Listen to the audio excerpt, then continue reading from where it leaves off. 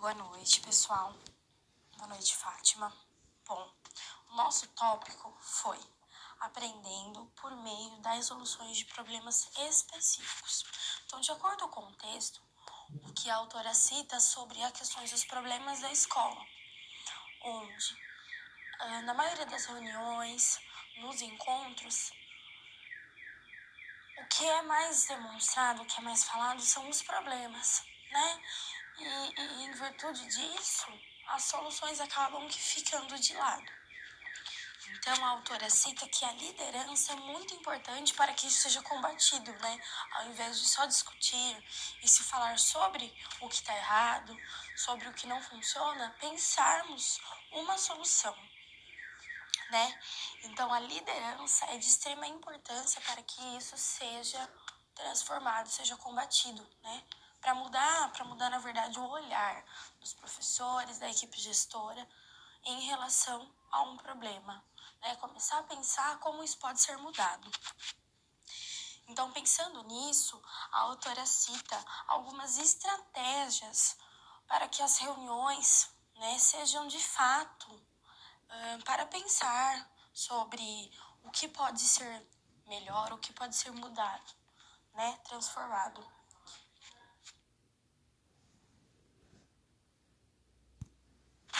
Antes da gente partir para as estratégias, um outro ponto que é importante são as regras gerais, que são algumas regras estabelecidas para conduzir uma reunião. O primeiro ponto é o foco no assunto, que são assuntos que fogem do que está sendo pautado devem ser cortados e retomados em outro momento que não seja o da reunião. Outro tópico, sem espectadores. Quem está na reunião faz parte do jogo, então todos devem ser vistos e ouvidos.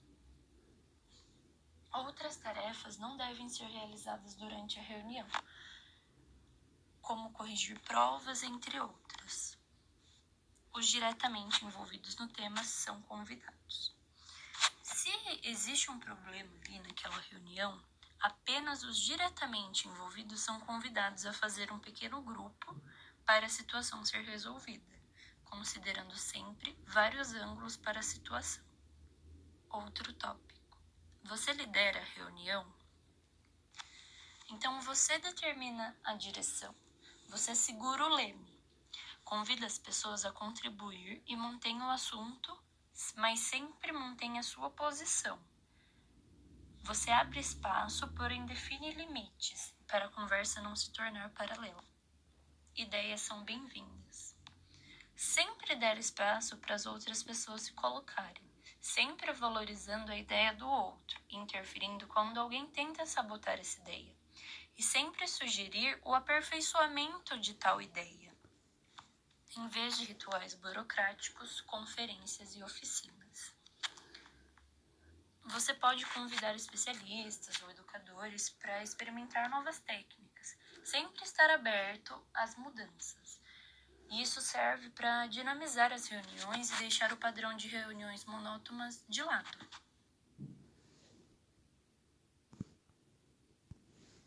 Na primeira estratégia, aperfeiçoar e enriquecer o pensamento do outro, não devemos reagir a uma ideia recebida por um colega com um tom instrutivo, e sim com um tom afirmativo, podendo realizar um pensamento construtivo, no qual leva um tempo para ser aprendido. O passo a passo, para se ter esse valor agregado, ele inicia-se pedindo a ideia a alguém. Em seguida, os participantes eles deverão pensar em como contribuir para a melhora dessa ideia, separando em grupos de 3 para expor as melhores ideias. Com a discussão rolando, monte uma lista para que essa pessoa que propôs a ideia, ela escolha 3 delas e comece a trabalhar em cima.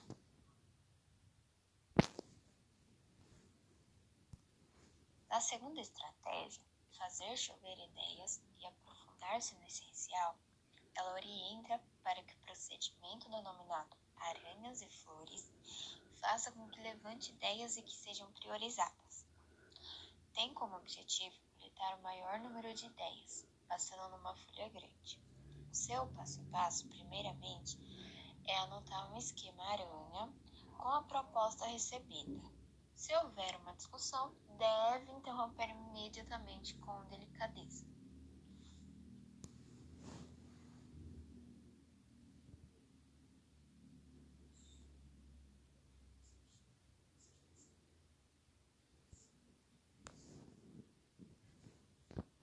Deve escrever as palavras exatamente ditas pelas pessoas, certificando que todas as ideias foram escritas e que as 4 primeiras ideias estejam nas patas principais da aranha, ou seja, como nos ponteiros de relógio, nos números 3, 6, 9 e 12.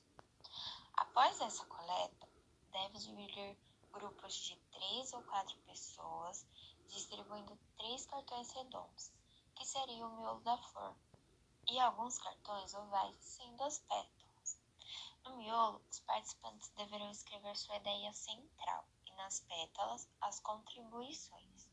As flores serão montadas em uma folha flipchart para que sejam trabalhadas com todas as ideias apresentadas.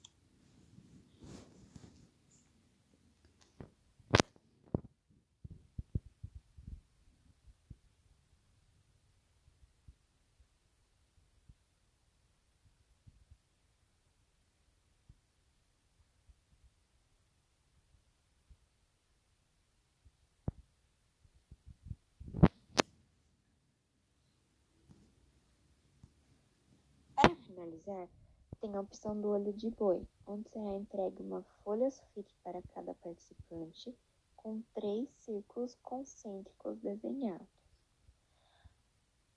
Proponho uma pergunta para que as respostas sejam organizadas dentro desses círculos. Em seguida, faça uma lista das escritas do círculo do meio. Essa estratégia, como a estratégia da flor, ela trabalha com os elementos em que é escolhido e ajuda a organizar o pensamento das pessoas e a separar as questões centrais desde o início. Pode ser trabalhado em grupo, em dupla ou trio.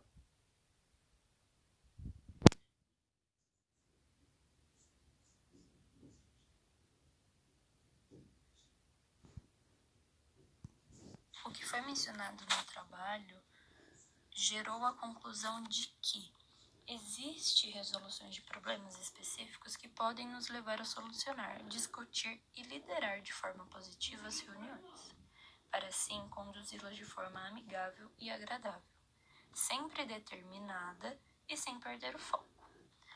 Ao observar as estratégias apresentadas no trabalho, podemos dizer que as reuniões podem se tornar mais dinâmicas, sem ser aquela coisa monótona e burocrática que estamos acostumados. Como observamos, o autor busca valorizar sempre o pensamento do outro, enriquecendo e aperfeiçoando como sugere em uma de suas estratégias, sempre visando que seja algo produtivo e de grande valia para todos. Os esquemas mencionados para nortear as reuniões fazem com que os envolvidos realizem uma reflexão sobre determinada questão que deseja abordar.